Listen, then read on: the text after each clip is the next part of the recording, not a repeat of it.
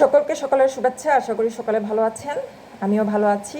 আজকে আমি মথি ৭ অধ্যায় পরের বিচার করিবার কথা এই নিয়ে আলোচনা করবে, কিন্তু আলোচনার পূর্বে আমি একটু কিছু বলতে চাচ্ছি। সেটা হচ্ছে কেন আমি আজকে এইটা নিয়ে আলোচনা করব সেটা আপনাদেরকে জানাই।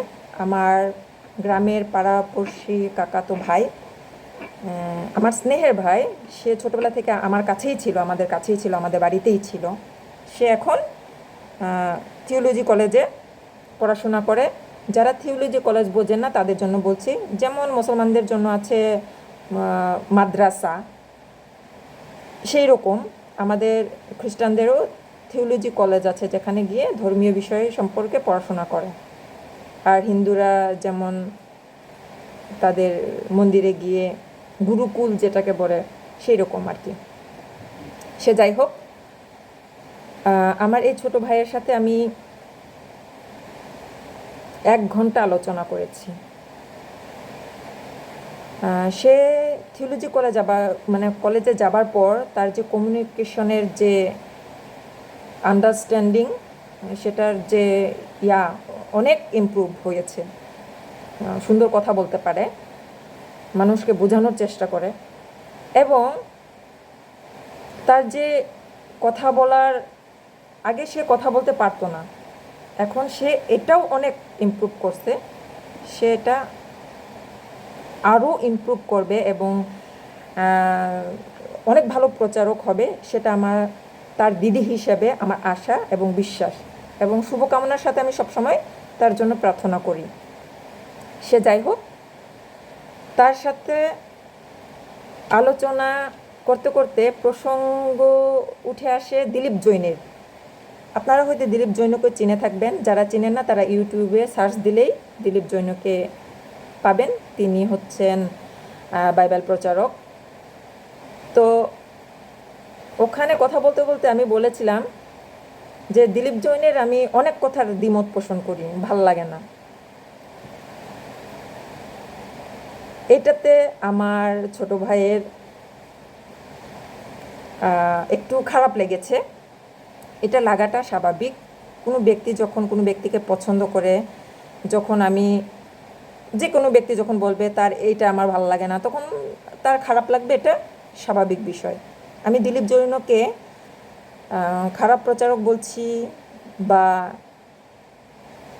অন্য কিছু বলছি সেরকম নয়। আমি তার প্রচার শুনি, আমার তার কিছু প্রচারে আমার সমস্যা আছে, আমি দ্বিমত পোষণ করি, সেটা আমার ব্যক্তিগত।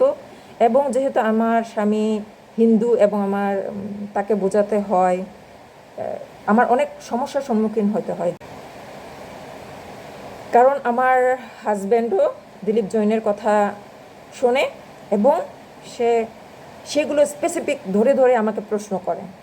সে কারণে আমার তার কিছু বাইবেলের সাথে যেটা আমি মিলে না, অপ্রাসঙ্গিক, সেটাকে আমি ইগনোর করি বলতে আমি এটা দ্বিমত পোষণ করি। ঠিক আছে, কিন্তু আমার সেই ছোট ভাই তার সপক্ষে এবং দিলীপ জৈনের পক্ষে সে সেটার ব্যাখ্যা বলে এবং আমাকে বলে যে তার মতো করে তার কেন সেই কথাটা বলছে সেটা তার মতো করে বোঝার চেষ্টা আমাকে করতে বলে। এটারও আমি উত্তর দিয়েছি, কিন্তু আজকে ওটা মূল বিষয় না। মূল বিষয় হচ্ছে সে আমাকে বলছে যে পরের বিচার করিও না, যাতে বিচারিত না হও। এই যে মথি ৭ অধ্যায় এই পদটা আমাকে বলছে যে আমি যেন দিলীপ জৈনকে বিচার না করি। এই জন্য আজকে এই পদটা আগে পড়ি, তারপরে আমি কথায় আসি। আসুন আমরা একসাথে পড়ি।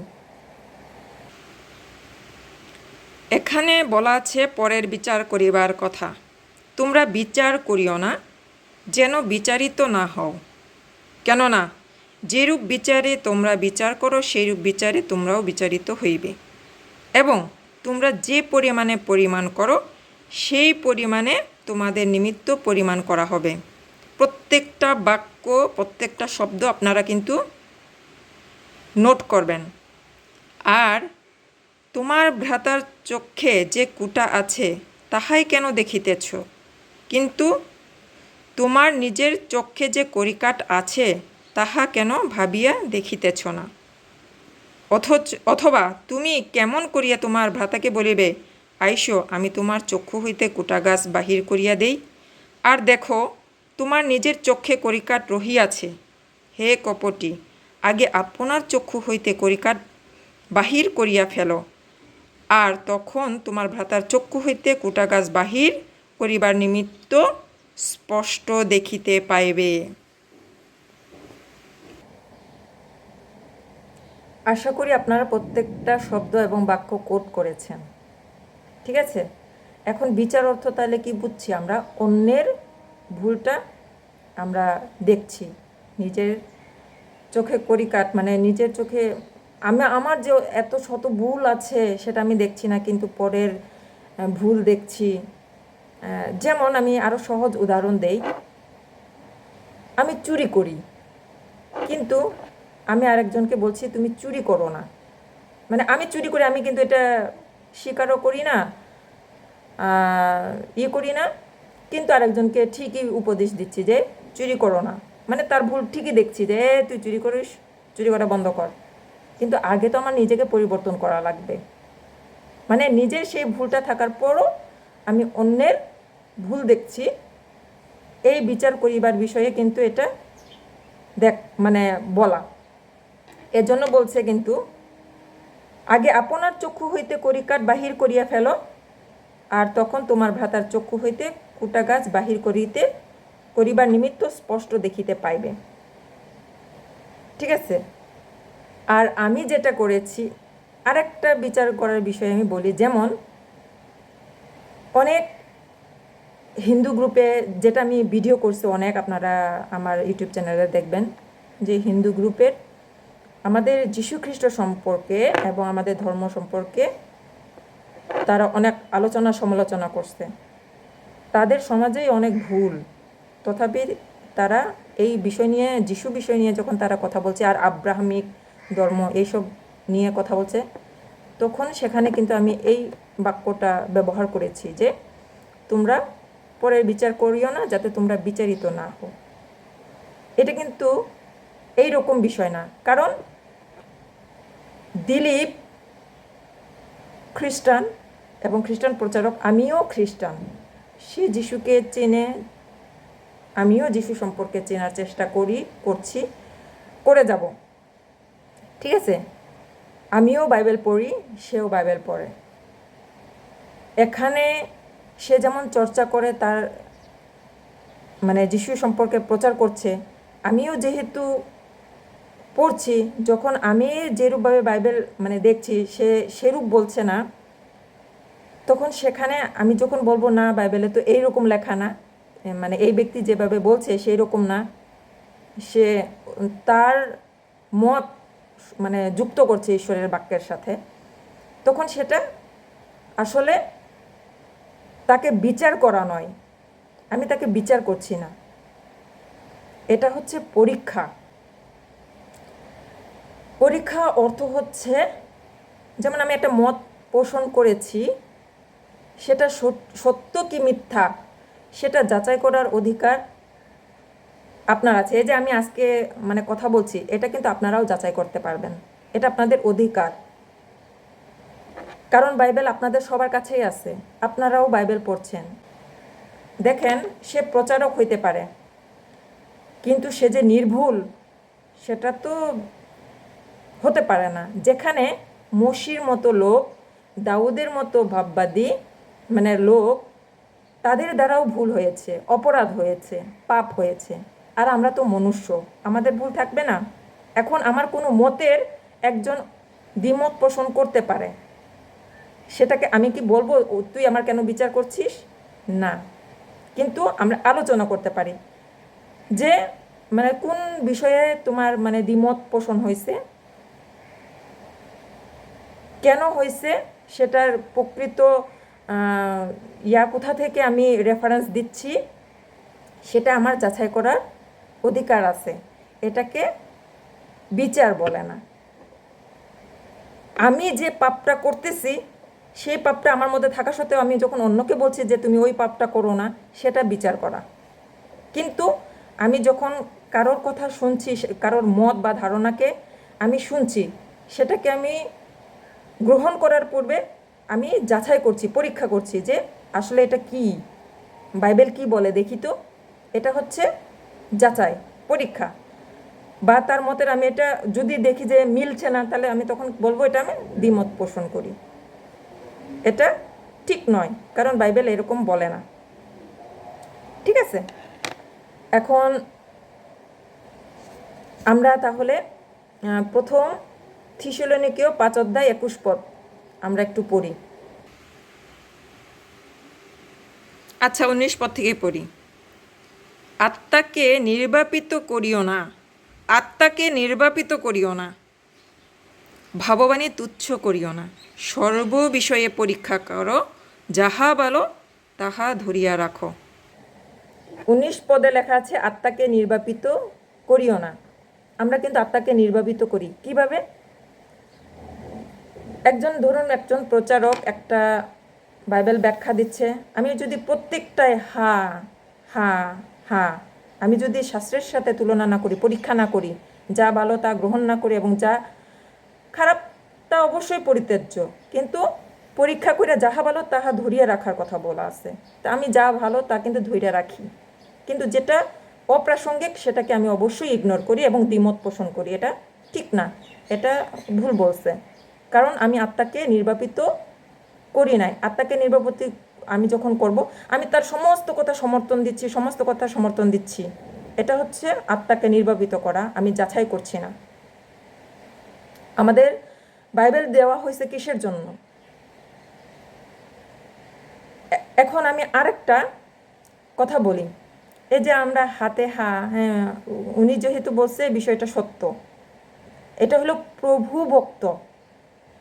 আর প্রভু ভক্তকে কুকুর, কেন এই কথাটা বলছি আপনি আবার আপনারা আবার মনে করবেন না যে কুকুরের সাথে তুলনা করা হয়েছে। এর ব্যাখ্যা আমি বাইবেল থেকে দিচ্ছি। আসুন আমরা বাইবেল পড়ি। এই বিচার, পরের বিচার করিবার কথা, এর নিচের অংশ কিন্তু আমি ওই সময় পড়ি নাই। দেখেন, পবিত্র বস্তু কুকুর দিগকে দিও না, এবং তোমাদের মুক্তা শূকরদের সম্মুখে ফেলিও না, পাছে তাহারা পা দিয়া তাহা দলায় ও ফিরিয়া তোমাদিগকে আক্রমণ করে। কোনো ব্যক্তি কি পবিত্র বস্তু কুকুরকে দেয়? দেয় না। কিন্তু এই কথা কেন এখানে বলা হয়েছে? আমরা জানি আমাদের প্রভু যীশু খ্রিস্ট সবসময় দৃষ্টান্ত দ্বারা মুখ খুলেছেন। ঠিক আছে, এইটা বোঝার জন্য আমি আবার প্রকাশিত বাক্যে যাই। প্রকাশিত বাক্য 22 অধ্যায়,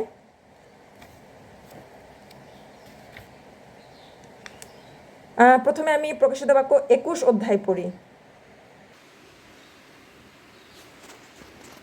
দেখেন, এখানে 21 অধ্যায়ে 8 থেকে লেখা হচ্ছে, যাহারা ভীরু, অবিশ্বাসী, ঘৃণাহ, নরঘাতক, বেশ্যাগামী, মায়াবী, প্রতিমা পূজক, তাহাদের সমস্ত মিথ্যাবাদীর অংশ অগ্নি ও গন্ধকে প্রজ্বলিত হইবে, ইহাই দ্বিতীয় মৃত্যু। আমি 21 পদ দেখালাম এই কারণে, ওই 21 পদের ওইটা না দেখালে আপনারা 22 পদের এটা বুঝতেন না, তাই। এই যে 22 পদে লেখা আছে, দেখেন, কুকুরগণ, মানে বাহিরে রহিয়াছে কুকুরগণ, মায়াবীগণ, বেশ্যাগামীরা, নরঘাতকেরা, প্রতিমা পূজকেরা, এবং যে কেহ মিথ্যা কথা ভালোবাসে ও রচনা করে। এরা স্বর্গরাজ্যে প্রবেশ করতে পারবে না। এখন এত পশু থাকতে কিন্তু এখানে কুকুর বলা আছে, কুকুরগণ। প্রকাশিত বাক্য 22 অধ্যায় 15 পদ, আপনারা দেখে নেবেন। ঠিক আছে, কিন্তু 21 পদে কিন্তু কুকুর বলা নাই। এখন এই কুকুরের অর্থ কি? আসলে কি সেই প্রাণী কুকুর? এখন আপনি প্রাণী কুকুরকে বিবেচনা করুন। প্রাণী কুকুরের স্বভাব কি? প্রভু ভক্ত। তার মালিক তাকে যে রকম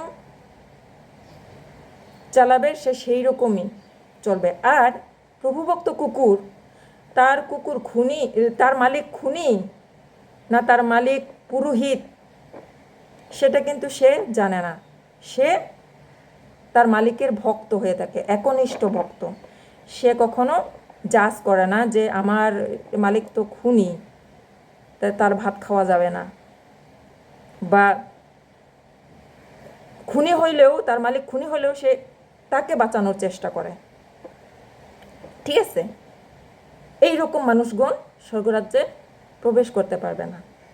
আসলে এখানে আমরা জানি প্রকাশিত বাক্য হচ্ছে সিম্বলিক অর্থ, প্রত্যেকটা শব্দ সিম্বলিক। এটা আমি আমার অনেক ভিডিওতে বলেছি। তাহলে কুকুরের স্বভাব প্রভুভক্ত, আমার গুরু যেটা বলছে সেটাই সঠিক, সেটাই হ্যাঁ। দেখেন, আমি খ্রিস্টান ধর্মে জন্মগ্রহণ করছি, বা আমি একটা মণ্ডলী, সেটা ক্যাথলিক হোক বা ব্যাপটিস্ট হোক, চার্চ অফ বাংলাদেশ হোক, একটা মণ্ডলীর হয়ে জন্মগ্রহণ করছি, বা আমি গারো সম্প্রদায়ে জন্মগ্রহণ করছি। এটাতে কি আমার হাত আছে? বা আমি খ্রিস্টান হয়ে জন্মগ্রহণ করছি, আমি কেন মুসলমান হইলাম না, বা আমি কেন বৌদ্ধ হইলাম না, বা হিন্দু হইলাম না? এটাতে আমার কোনো হাত নেই। কিন্তু আমার এটাতে হাত আছে, আমি যখন বুঝতে শিখব, জ্ঞান গ্রহণ করা, ভালো মন্দ যাচাই করা, বিচার করা, এবং সত্য যা তা গ্রহণ করে সামনে আগানোর যে স্বাধীনতা, অধিকার, সেটা মানুষ হিসেবে আমার চেতনা আছে। ঈশ্বর প্রত্যেক মানুষকেই এটা দিয়েছেন। কিন্তু আমরা যদি আমার ধর্মগুরু এই কথা বলেছে এর বিপরীতে যাওয়া যাবে না, বা আমি এই চার্চে জন্মগ্রহণ করছি, আমার এই চার্চ ছাড়া অন্য চার্চের কথা শোনা যাবে না, বা আমি খ্রিস্টান তাই আমি হিন্দুদের বই পড়তে পারবো না, মুসলমানদের বই পড়া নিষেধ। নো, যাচাই করার অধিকার, স্বাধীনতা দুটোই আমার আছে, এবং যার সত্যতা আমি গ্রহণ করে সামনে এগিয়ে যাব। এটা আমাদের জন্মসিদ্ধ অধিকার, কর্তব্য। প্রত্যেক মানুষের আমরা যে এত সুন্দর শরীর পাইছি, কাকে জানার জন্য? সৃষ্টিকর্তাকে জানার জন্য। সেটা যে বই পড়েই আমি সৃষ্টিকর্তাকে জানি না কেন।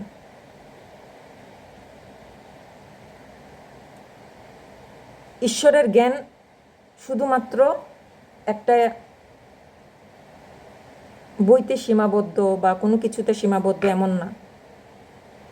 প্রত্যেকটা ইয়াতে ঈশ্বরের মহিমা, এটা আমাদের শাস্ত্রও তো বলে। এই কারণে এটা নট জাজমেন্ট, এটা বিবেচনার বিষয়, এটা পরীক্ষা করার বিষয়। প্রেরিতরা যখন প্রচার করছে, ওই সময় অনেক প্রচারক বের হয়েছিল, ওই সময়েও ওখানেও কিন্তু শাস্ত্র পরীক্ষা করে ওই মণ্ডলীগুলা গঠন হতো। ঠিক আছে, আমরা প্রেরিত 17 অধ্যায় 11 পদ দেখি বলতে আপনারা একটু কষ্ট করে দেখে নিন। তারপরে আপনাদের সাথে আমি পড়তে ভালোবাসবো সেটা হচ্ছে 2 তিমথিও 3 অধ্যায় 16 পদ। দেখেন, এখানে লেখা আছে, ঈশ্বর নিঃশ্বাসিত প্রত্যেক শাস্ত্রলিপি আবার শিক্ষার, অনুযোগের, সংশোধনের, ধার্মিকতা সম্বন্ধীয় শাসনের নিমিত্ত উপকারী, যেন ঈশ্বরের লোক পরিপক্ষ সমস্ত সৎকর্মের জন্য সুসজ্জিত হয়। আমরা এখানে কি দেখলাম? ঈশ্বর নিঃশ্বাসিত প্রত্যেক শাস্ত্রলিপি আবার শিক্ষার, অনুযোগের, সংশোধনের, ধার্মিকতা সম্বন্ধীয় শাসনের নিমিত্ত উপকারী।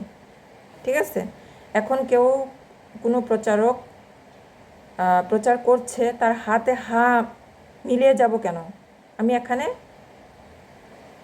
আমার কাছে বাইবেল আছে, সত্য আপনি এখান থেকে দেখেন, যদি মিলে অবশ্যই গ্রহণ করেন, অবশ্যই তার হাতে মিলাবেন। কিন্তু যেটা মিলছে না শাস্ত্রের সাথে, সেটা কেন আমি গ্রহণ করব? এই শিক্ষা তো বাইবেল দেয় না। আমি যে চার্চের হয়ে জন্মগ্রহণ করি না কেন, আমার চার্চ সেটা যদি ভুল করে, আমি ভুল বলবো না? আর তারা যে ধরনের কাজ দিচ্ছে সেটা আমি করে যাব অনায়াসে? তাহলে কেন শাস্ত্র দিছে আমাদের জন্য? যদি তাদের কথাই শুনে চলে যাব, শুধু যদি আমি পুরোহিতদের কথাই শুনি, ফাদারদের কথা শুনি, পাস্টারদের কথা শুনি, তাহলে বাইবেল কেন দিছে? তাহলে তো শুধু পাস্টারদের জন্যই বাইবেল, আমাদের সাধারণের জন্য না। কিন্তু তা তো না, ঈশ্বর তো সাধারণ মানুষের জন্য। যীশু খ্রিস্ট আইসা তাহলে জেলেদের বা কৃষকদের নিয়ে কথা বলা বা জনসাধারণের সাথে মানে ধর্মের বিষয়ে কথা বলতো না, তাদের শিষ্য করতো না। মহাযাজক, সুদ্দুকি, ফরিসি, অধ্যক্ষ তাদের সাথে আলোচনা করত, তাদের সাথে কথা বলতো। আমাদের ঈশ্বর। ও আরেকটা কথা বলি, যেমন দিলীপ জৈন এখন ইদানিং একটা মানে ভিডিও পোস্ট করছে, সেটা হচ্ছে আমি কে। আসলে মানুষ যদি আমি কে নিজেকে চিনে যায়, তাহলে সে বাইবেলের না হলেও 3% উত্তর তার কাছে থাকে। আর আদি পুস্তক যে পূর্ণাঙ্গ জানে, সে বাইবেলের অনেক কিছুই জানে এবং প্রকাশিত বাক্য। আসলে প্রত্যেকটা ইয়াই অনেক গুরুত্বপূর্ণ, কিন্তু এই কারণে আমি বলছি যে শুরু যে জানে, শেষ সে জানে। ঠিক আছে? আর আমি কি, আমি কে, সে যে যে এটা জেনে যায়, আসলে সে যিশুকে চিনে যায়। আর যে যিশুকে চিনে যায়, সে পরমপিতাকে চিনে যায়। আর যে পরমপিতাকে চিনে যায়, তার আসলে নতুন জন্ম হয়ে গেছে এবং এই জাগতিক কোনো বস্তুই তার কাছে কিছু না, তুচ্ছ।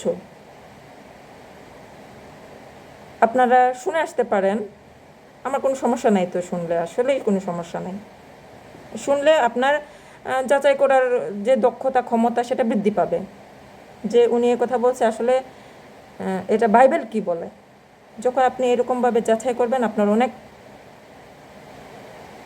মানে জানার হবে। এই যেমন আমি নির্দ্বিধায় কিন্তু সিয়ন চার্চ মানে ঝুবা চার্চের নাম নেই, ব্রাদার জগনের নাম নেই। সিয়ন চার্চ, হ্যাঁ, মানে কিছু পথ তারা অনেক ভুল ব্যাখ্যা দেয়, কিন্তু ওইটা যদি আমার কাছে না আসতো, সত্যের তত্ত্বজ্ঞান প্রাপ্ত হইতাম না। কারণ তারা ওই রকমভাবে আমার কাছে বাক্য উপস্থাপন করছে, এটার সত্যতা জানতেই আমি বাইবেল খুলছি। আসলে তারা যেটা বলতেছে, এটা কি আসলে এরকম? তারা একটা পদ দেখছে, পুরোটা কেন পড়ছে না? এই যে একটা প্রশ্ন আসে, এইটার আর উত্তর বাইবেলের কোন জায়গায় আছে, সেটা খুঁজেছি। এর মানে এই নয় যে আমি বিচার করছি যে সিয়ন চার্চ ভালো না, কেউ যাবেন না। যান, তাদের প্রচার শুনুন, যাচাই করুন।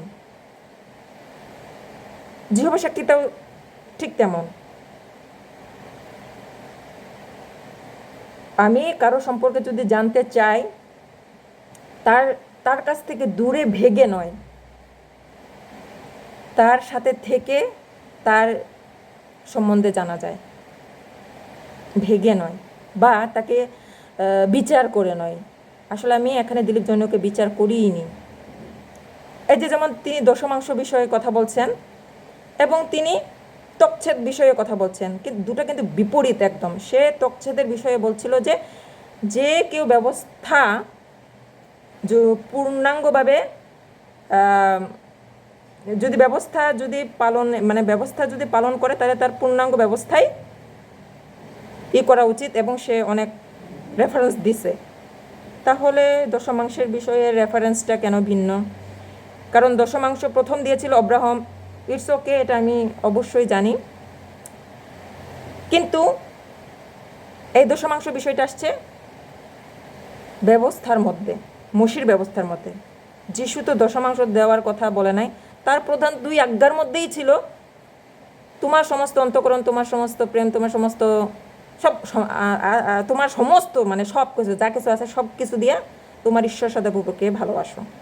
আর দ্বিতীয়টা নিজের মতো করে প্রতিবেশীকে ভালোবাসো। এখানেই ব্যবস্থার মূল সার। অবশ্যই আমি যদি নিজেকে ভালোবাসি, আমার যেমন প্রতিবেশী একজন আছে, আমি নিজেকে যত্ন নিই, আমার গা থেকে যেন গন্ধ না বার হয়, আমার চুল যেন পরিষ্কার থাকে, আমাকে একটু দেখতে সুন্দর দেখা, নিজেকে ভালোবাসলে নিজের সম্বন্ধীয় যেটা সেগুলো বললাম। এখন আমি যখন আমার মতো আরেকজনকে ভালোবাসবো, তখন কি তার জিনিস আমার চুরি করতে মন চাবে? তার বিরুদ্ধে মিথ্যা কথা কইতে মন চাবে? তার কোনো বস্তু দেখে আমার লোভ হবে? এর জন্যই এই দুটা বাক্যের মধ্যে সমস্ত ব্যবস্থা। যেমন আমি যখন ঈশ্বরকে আমার সমস্ত কিছু দিয়ে প্রেম করব, তখন আমার অনর্থক তার নাম মুখে আমি নেব না। বিশ্রাম দিন পবিত্রভাবে পালন করব।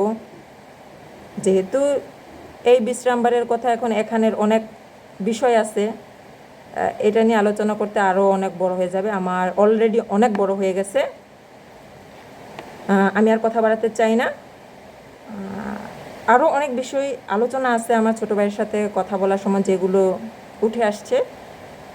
যদি প্রয়োজন বোধ করি বা আমার যদি মানে সময় হয়, আমি এগুলো নিয়েও চর্চা করব। সকলে ভালো থাকেন, সুস্থ থাকেন। ও আরেকটা কথা বলি, ভালো থাকেন সুস্থ থাকেন এর আগে, সেটা হচ্ছে এই ভিডিওটা করেছি মূলত যারা প্রচারকের সমস্ত কথাতে হাতে হা মিলায়, তারা একবার হলেও একটু পবিত্র বাইবেল ছুঁয়ে দেখবেন, যাচাই করবেন। এটা আপনার অধিকার, কর্তব্য। এবার সবাই সুস্থ থাকেন, ভালো থাকেন। সবাইকে আবার সুন্দর দিনের শুভকামনা জানিয়ে টাটা।